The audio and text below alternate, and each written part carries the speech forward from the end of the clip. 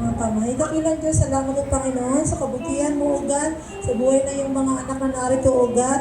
Pagpalain mo po ba ng bawat sa Panginoon na nakapakinig ng yung mga salita, Panginoon.